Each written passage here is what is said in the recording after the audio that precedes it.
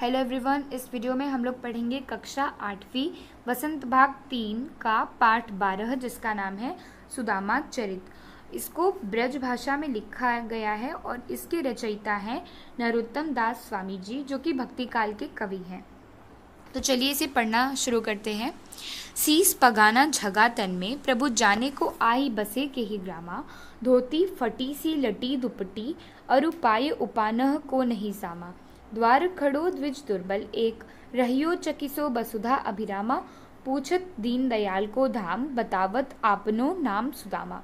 तो यहाँ पे सुदामा जी कृष्ण जी से मदद के लिए आए होते हैं और द्वारपाल कृष्ण जी को आके बताता है कि आपके द्वार पे एक ब्राह्मण आया है और वो कैसा दिखता है।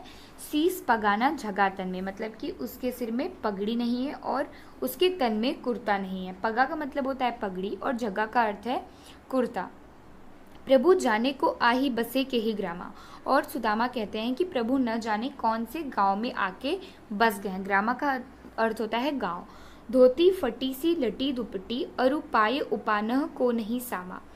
उसकी धोती, मतलब कि सुदामा की धोती फटी हुई है और उसकी जो दुपट्टी का लटी का अर्थ होता है लटकना और दुपट्टी का अर्थ होता है गमछा, और उसका गमछा भी लटका हुआ सा है। अरु पाए उपानह को नहीं सामा, और उसके पैरों में जूते या चप्पल नहीं है। द्वार खड़ो द्विज दुर्बल एक, रहियो चकिसो वसुधा अभिरामा। मतलब कि आपके द्वार पे एक दुर्बल ब्राह्मण खड़ा है। द्विज का मतलब होता है ब्राह्मण। रहियो चकिसो वसुधा अभिरामा, और यहाँ की सुंदरता को देख कर कि वो चकित है। पूछत दीन दयाल को धाम, बतावत आपनो नाम सुदामा। वो दीन दयाल का धाम पूछ रहा है, मतलब कि वो श्री कृष्ण का धाम भवन पूछ रहा है और अपना नाम सुदामा बताता है। तो फिर जब ये सब कृष्ण जी सुनते हैं तो उसको लेने के लिए, उनको सुदामा जी को अंदर लाने के लिए द्वार की तरफ दौड़ चलते हैं। और ऐसे बेहाल बियावन सो, पग कंटक जाल लगे पुनि जोई। हाय महादुख पायो सखा, तुम आए इतना कितै दिन खोई। मतलब कि वो देखते हैं कि जो उनके जो मित्र हैं सुदामा, वो बहुत ही बुरी हालात में हैं। मतलब कि वो बहुत ही गरीबी में हैं और उनकी जो बिवाइन का मतलब होता है उनकी जो एड़ी है, पाँव की जो चमड़ी है वो फटी हुई सी है और उनके पैर में बहुत सारे कांटे चुभे हुए से हैं। वो बोलते हैं, हाय महादुख पायो सखा, मित्र तुमने इतना दुख पाया, फिर भी तुम मेरे यहाँ पे इतने दिनों से क्यों नहीं आए। देखी सुदामा की दीन दशा, करुणा करके करुणा निधि रोए। मतलब कि सुदामा की ऐसी गरीबी सी दशा देखकर, दीन दशा देख करके दया करके कृष्ण जी रो पड़ते हैं। पानी परात को हाथ छुयो नहीं, नैनन के जल सो पग धोए। मतलब कि वो जो परात में पानी रखा था सुदामा जी के पैरों को धोने के लिए, उसे हाथ से कृष्ण जी ने छुआ भी नहीं और अपने नैनों के जल से, मतलब कि अपने अश्रु से ही उनके पावों को धो दिया। फिर है, कछु भाभी हमको दियो सो, तुम काहे न दे। चापी पोटरी कांख में, रहे कहो के ही हेतु। मतलब कि भाभी ने मुझे कुछ दिया है मित्र, तो तुम मुझे उसे क्यों नहीं देते हो। अपने पास पोटरी छुपा के क्या कर रहे हो। आगे चना गुरु मातु दिए दये ते, लय तुम चाबी हमें नहीं दीने। श्याम कहियो मुस्काए सुदामा सो, चोरी की बान में हो जो प्रवीणे। पोटरी कांख में चापी रहे तुम, खोलत नाही सुधा रस भीने। पाछली बानी अजो न तजो तुम, तैसे ही भाभी के तंदुल कीन्हे। वो बोलते हैं कि जब गुरु माता ने हमें चना दिया था खाने के लिए, तो तुम उसे अकेले ही खा गए थे। चाबी का मतलब होता है चबाना, अकेले ही चबा गए थे। श्याम कहियो मुस्काए सुदामा सो, मतलब कि श्याम जो है वो सुदामा को मुस्कुरा के कहते हैं। चोरी की बान में हो जो प्रवीणे, इसका अर्थ है कि चोरी वगैरह करने में तो तुम प्रवीण हो, मतलब कि तुम एक्सपर्ट हो। पोटरी कांख में चापी रहे तुम, खोलत नाही सुधा रस भीने। इसका अर्थ है कि तुम जो पोटरी है, जो बैग है, उसे अपने बगल में छुपा के रखे हो। खोलत नाही सुधा रस भीने, सुधा का मतलब होता है अमृत, कि तुम उस अमृत जैसे रस को खोल क्यों नहीं रहे हो। पाछली पानी अजो न तजो तुम, जो पिछली बात थी वो आज भी तुमने नहीं छोड़ी, तैसे ही भाभी के तंदुल कीने, वैसे तुम मुझे भाभी के तंदुल भी नहीं दे रहे हो। फिर है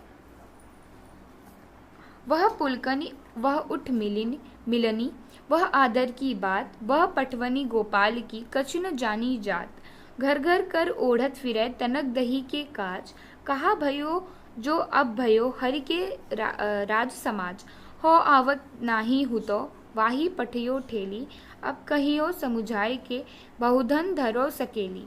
इसका मतलब है कि जब सुदामा जी का सत्कार वगैरह हो जाता है, तो जब वो अपने घर के लिए प्रस्थान करते हैं तो वो सोच रहे होते हैं मार्ग में कि मैं तो बहुत गरीब हूँ, गरीबी दशा में इनके पास आया था ताकि ये मेरी हेल्प करें, मतलब कि मेरी मदद करें। सुदामा ऐसा कहते हैं कि ताकि ये मेरी मदद करें। एक तरफ तो उन्होंने मेरा बहुत ही आदर सत्कार किया, लेकिन उन्होंने मुझे कुछ दिया नहीं, और मेरी जो पत्नी है उसने मुझे ज़बरदस्ती इनके पास भेजा था, नहीं तो मैं तो आता भी नहीं। जो घर घर से दही चुरा के खाता हो उससे आखिर हम और क्या आस कर सकते हैं। फिर है वैसोई राज समाज बने गज, बाजी घने मन संभ्रम छायो, कैदो परियो कहू मार्ग भूली, की फिरे कै मैं अब द्वारका आयो, भौन बिलोकिबे को मन लोचत, सोचत ही सब गाँव मझायो, पूछत पांडे फिर सब सो, पर झोपड़ी को कहूँ खोज न पायो। मतलब कि अभी सुदामा जी अपने गांव पहुंच जाते हैं, वो देखते हैं कि उनके गांव में झोपड़ी ही झोपड़ी थी, वो देखते हैं कि हर जगह महल ही महल है। वो सोचते हैं कि कहीं मैं मार्ग का मतलब होता है मार्ग, रास्ता, कहीं मैं रास्ता भूल के दोबारा द्वारिका तो नहीं आ गया। और फिर जब वो मार्ग मतलब कि गांव के बीच में पहुंच जाते हैं, वो सबसे पूछते हैं अपनी झोपड़ी के बारे में, लेकिन वो कहीं पे भी अपनी झोपड़ी को खोज नहीं पाते हैं। फिर है कह वह टूटी सी छानी हती, कह कंचन के अब धाम सुहावत, कह पग में पन्ही न हती, कह लय गजराजहु ठाड़े महावत, भूमि कठोर पे रात कटैना, कह कोमल सैज पे नींद न आवत, कह जुरुतो नहीं कोंदो सवा, प्रभु के प्रताप ते दाख न भावत। इसका मतलब है कि कहाँ वो टूटी सी हमारी झोपड़ी और कहाँ पे आज, कंचन का मतलब होता है सोना। अभी जब वो गांव में पहुंच गए, उनको अपनी झोपड़ी नहीं मिली, तो जब उनकी पत्नी ने उन्हें उनके घर लेकर जाती है तो वो देखते हैं कि जहाँ उनकी झोपड़ी थी वहाँ पे कंचन के बड़े बड़े महल हैं। क्या पग में पनही नहती, मतलब कहाँ वो टाइम था जब उनके पैरों में चप्पलें नहीं हुआ करती थी, और आज तो महावत, महावत का मतलब होता है जो हाथियों को चलाता हो, और आज तो कहीं जाने के लिए हाथी घोड़े रथ वगैरह हैं। भूमि कठोर पे रात कटैना, कह कोमल सैज पे नींद ना आवत।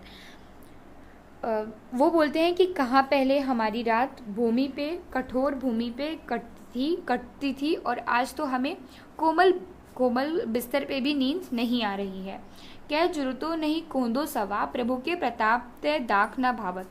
वो बोलते हैं कि प्रभु का प्रताप बहुत ही ज़्यादा प्रभु का प्रताप है जो हमें ये सब मिला है, और फिर भी हमें ये सब नहीं भा रहा है। इसके रचयिता है नरोत्तम दास स्वामी, और ये पाठ यहीं पे ख़त्म होता है।